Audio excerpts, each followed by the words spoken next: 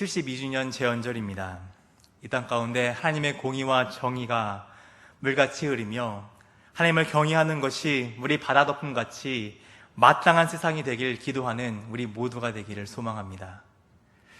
오늘 우리가 함께 읽은 시편 34편의 윗부분을 보면 이런 제목이 적혀져 있습니다. 다윗이 아비멜렉 앞에서 미친 채 하다가 쫓겨나서 지은 시. 여러분, 이 시의 제목만 보시면 어떤 기분이 드십니까? 정말 절망적인 상황 같아 보이지 않습니까? 어떻게 하다 미친 척까지 하면서 쫓겨나게 되었을까? 그 다윗이, 하나님께 기름 부었고 선택받은 그 다윗이 도대체 어떤 상황까지 갔기에 이런 절망적인 상황에 갔을까라는 생각이 드는 제목입니다. 근데 오늘 우리가 함께 읽은 시편 34편의 앞부분을 되돌아보면 감사가 넘치죠. 찬양과 기쁨이 넘쳐납니다.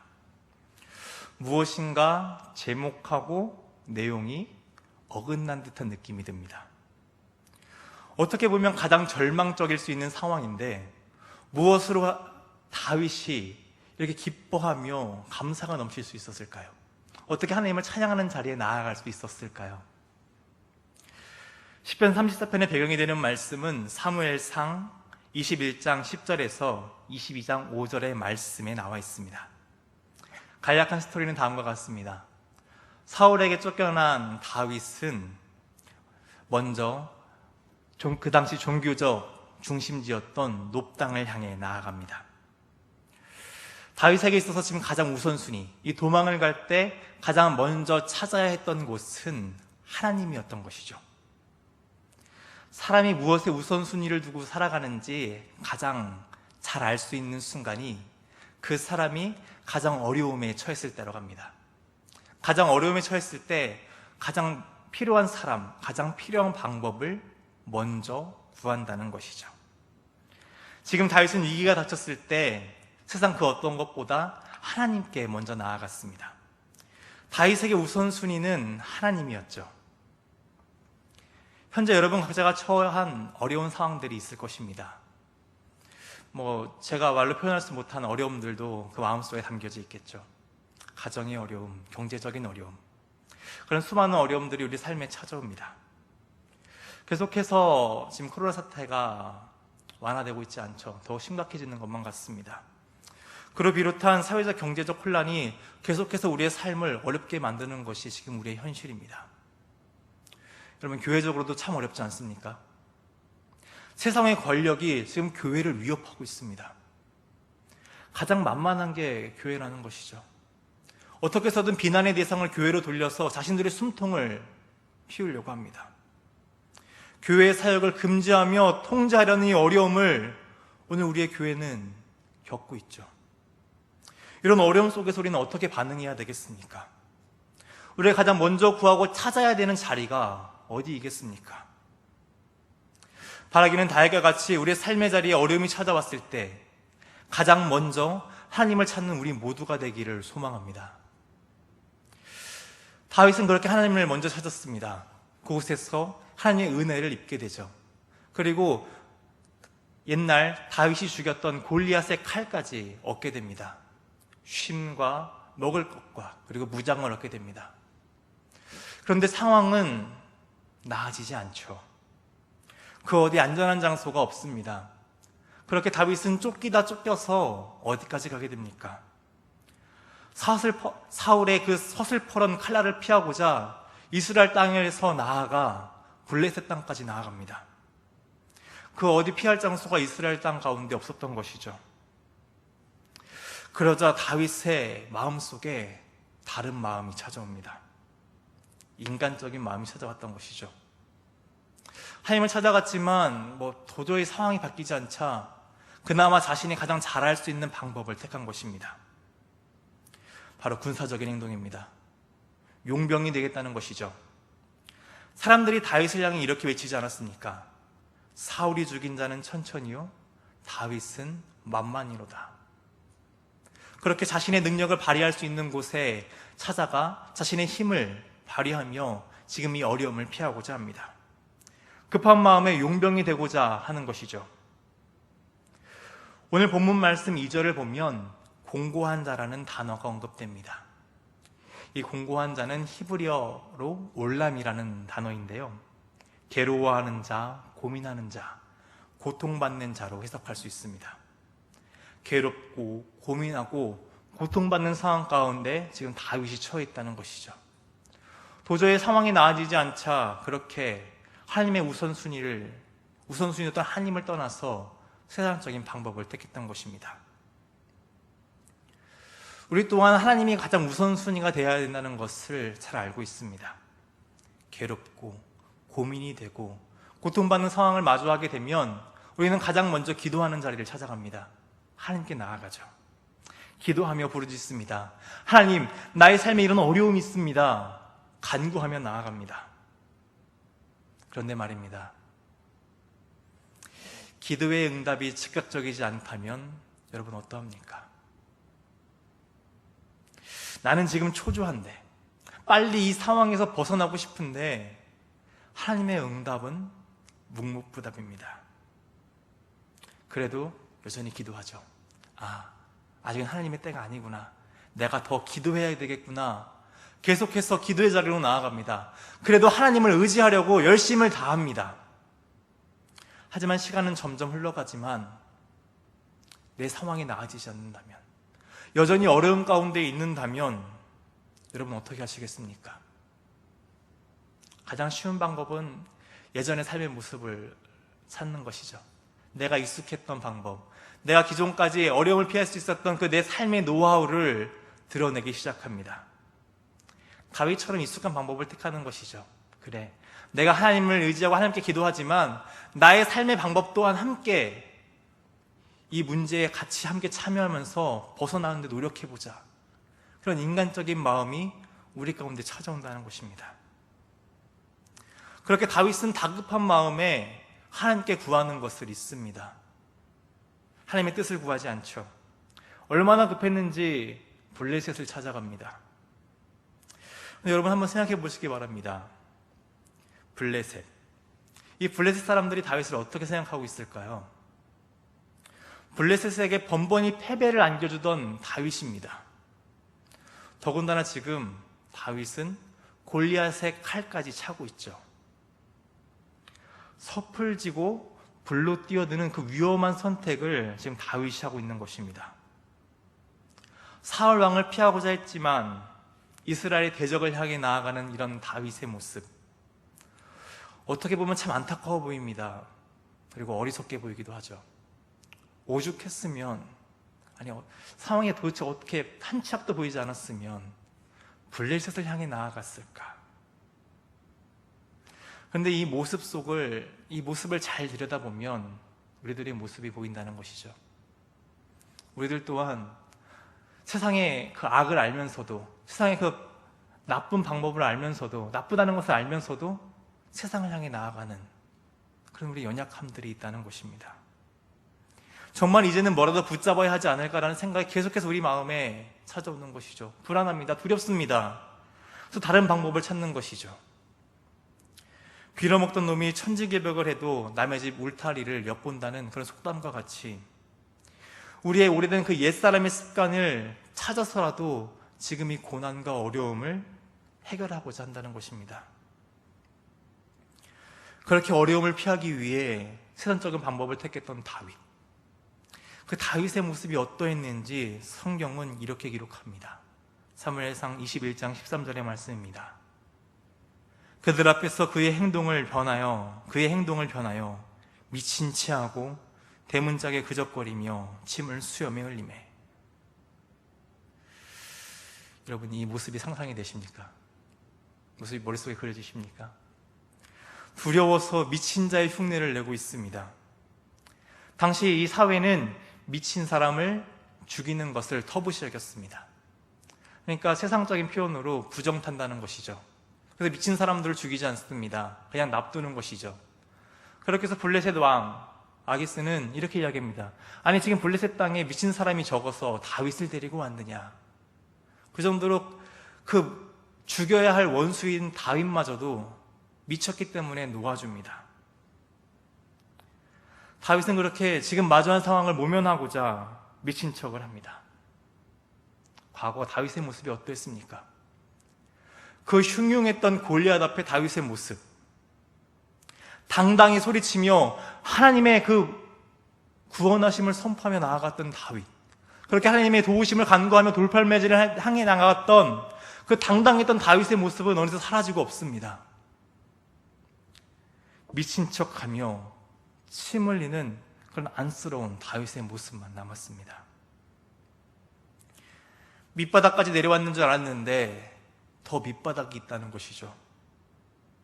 어려움을 피하기 위해서 세상적 방법을 택했는데 더욱더 한치 앞도 보이지 않는 그 좌절의 상황을 마주하게 된다는 것입니다. 아주 비참한 상황이죠.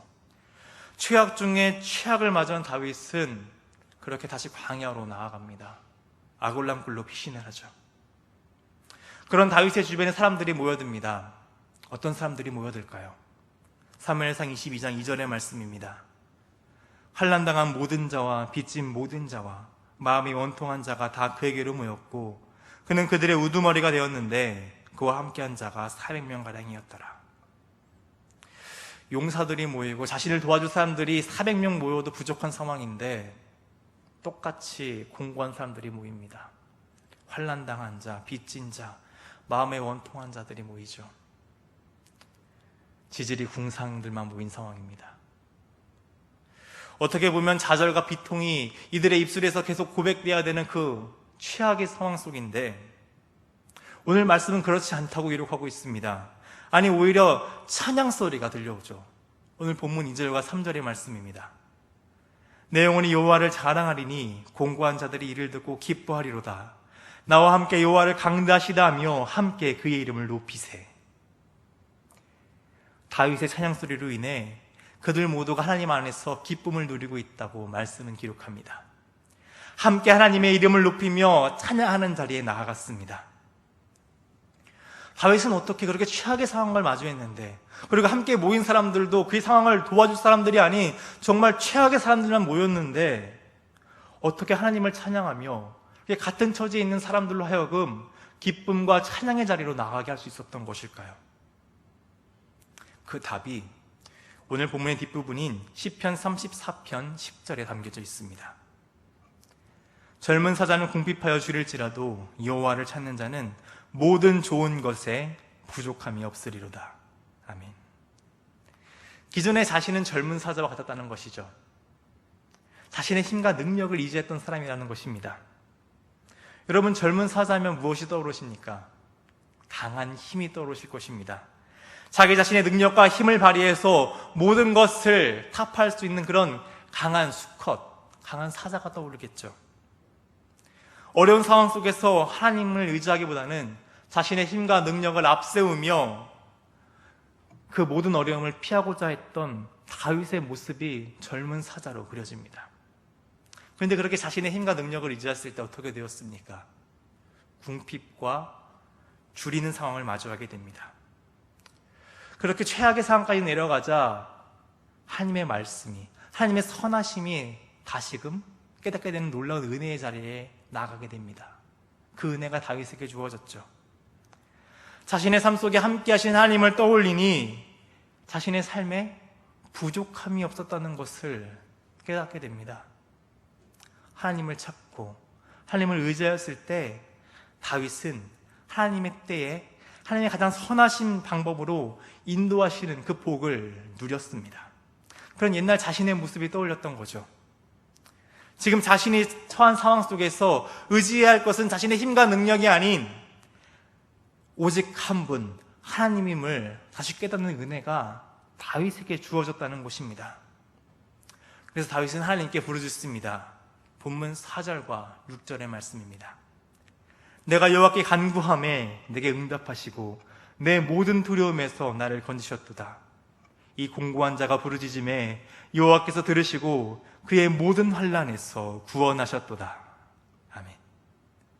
이 확신에 가득 찬 찬양이 오늘 우리의 찬양이 되길 소망합니다. 지금 이렇게 다윗은 감사의 찬양을 하며 자신을 건지시고 구원하신 하나님을 찬양하고 있습니다. 그런데 지금 다윗의 상황이 그렇게 많이 바뀌었을까요? 극적인 변화가 지금 다윗에게 찾아왔을까요? 하나님의 사자가 찾아와서 그 원수들을 물리쳐 주시고 모든 어려움에서 해방되어서 다시 왕위를 얻는 상황은 찾아오지 않았습니다. 여전히 어려움 가운데 있죠. 다윗은 여전히 광야에 있습니다. 그러나 그의 입술에는 찬양이 넘칩니다. 그의 마음 가운데는 기쁨이 넘쳐나죠. 다윗의 마음 가운데는 하나님께서 하실 것이라는 확신이 가득 찼기 때문입니다. 그래서 다윗은 하나님의 인도하심을 구하며 이렇게 행동합니다. 사무엘상 22장 3절의 말씀입니다. 다윗이 거기서 모압 미스베로 가서 모압 왕에게 이르되 하나님이 나를 위하여 어떻게 하실지를 내가 알기까지 나의 부모와 나와서 당신들과 함께 있게 하기를 청하나이다 하고, 모압은 자신의 증조모 롯의 주국입니다. 이방 땅으로 나아가는 것 같지만 다윗이 구하는 것은 하나님의 방법과 뜻을 구할 시간이었습니다. 점처럼 용병으로 자신의 힘과 능력을 거래의 대상으로 내어놓는 것이 아니라 나와 함께 하실 하나님, 나를 인도하실 하나님의 뜻을 구하며 그 자리로 나아갔던 것이죠. 그렇기 때문에 후에 갓 선지자가 다윗에게 찾아와서 유다 땅에 머무르는 것이 하나님의 뜻임을 다윗에게 전했을 때 다윗은 듣자마자 그 안락했던 자리를 떠납니다. 하나님께로 피하죠. 하나님께로 가는 것이 복임을 고백하며 나아갑니다. 하나님 안에 참된 구원이 있음을 신뢰했던 다윗은 그 안락한 자리를 떠나서 다시 광야로 나아갑니다. 말씀을 향해서 나아갔다는 것입니다. 그랬던 다윗은 자신과 함께했던 그 공동체 가운데도 자신이 믿었던 하나님, 자신이 신뢰하며 확신했던 하나님을 강하게 권면합니다. 그것이 본문 8절의 말씀입니다. 이 8절의 말씀을 우리 한 목소리로 함께 고백하겠습니다. 너희는 여호와의 선하심을 맛보아 알지어다. 그에게 피하는 자는 복이 있도다. 아멘. 아무리 어려운 상황을 맞이하고 인생의 밑바닥에서 더 밑바닥을 칠지라도 하나님께 피하고 하나님을 의지한다면 그 안에 소망이 있다는 것입니다. 우리 하나님께서 분명하게 약속하십니다. 34편 19절의 말씀입니다. 의인은 고난이 많으나 여호와께서 그의 모든 고난에서 건지시는도다. 하나님께서 모든 고난에서 건지시겠다고 분명하게 그리고 확실하게 약속하셨습니다. 그 신실하신 하나님의 약속이 오늘 우리에게도 주어졌죠. 그러니 오늘 우리가 처한 어려움 속에서 세상을 향해, 나의 힘을 향해 눈을 돌리지 마시기 바랍니다. 우리 하나님이 어떤 분이십니까? 시편 34편 15절을 보면 하나님의 눈이 항상 우리를 향해 있다고 밝히고 있습니다. 하나님의 귀가 언제나 우리의 부르짖음을 향해 기울이고 계신다고 말씀은 기록합니다. 온통 우리를 향해 관심을 쏟고 계시는데 우리는 우리가 처한 그 어려움 때문에 눈이 가려져 있고 그 세상에 마음을 빼앗겨 온전히 하나님을 바라보지 못하고 있다는 것입니다.